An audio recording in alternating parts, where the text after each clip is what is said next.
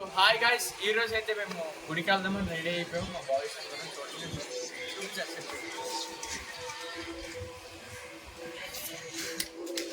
Hi guys, మేమైతే టెంపుల్కి వెళ్తున్నాం. సో ఈ రోజు అయితే మేము ఫిక్స్ అయ్యాం. ఎగ్జాక్ట్ లొకేషన్ ఎక్కడంటే ఫస్ట్ మేడివాడ శివాలయం, తర్వాత బైక్ పైన స్టార్ట్ అవుతున్నాం.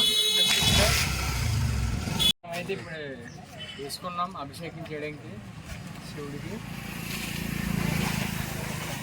A few moments later.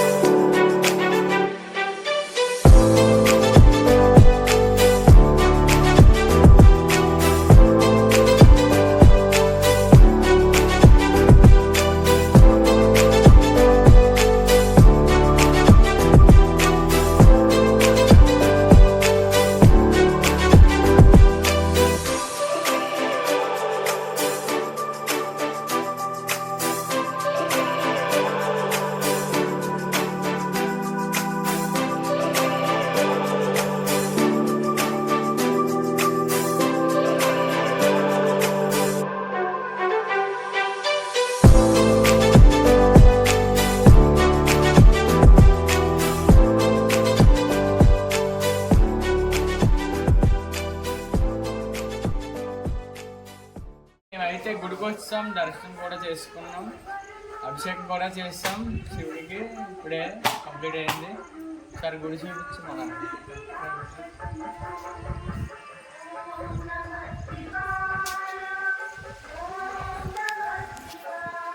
చూసారు కదా గుడి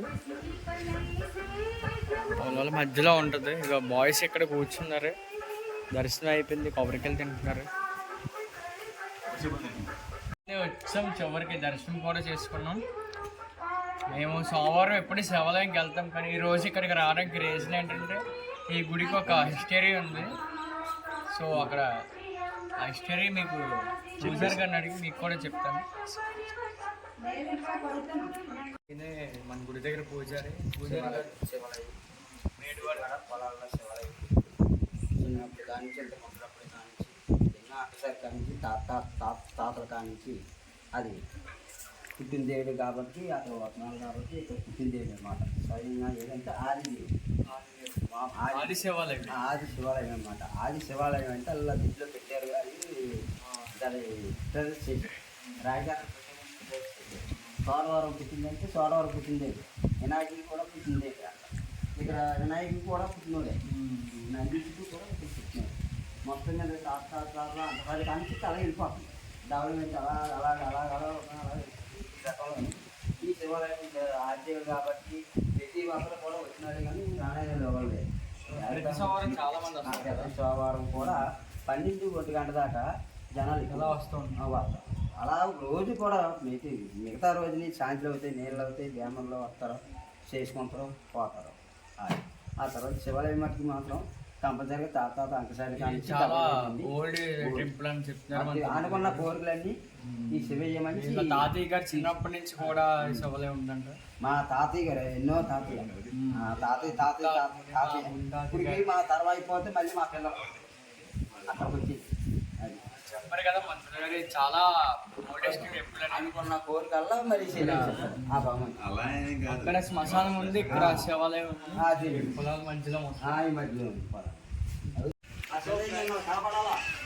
ఈ రోజు మనకి దర్శనం కంప్లీట్ అయిపోయింది. పూజారి గారు కూడా మనకి చెప్పారు కదా ఓల్డ్ టెంపుల్ అని. వాళ్ళ తాతయ్య గారు చిన్నప్పటి నుంచి కూడా ఈ గుడి ఉందంటే ఇక్కడ. సో అయిపోయింది. నెక్స్ట్ వీడియోలో మళ్ళీ కలుద్దాం. బాయ్.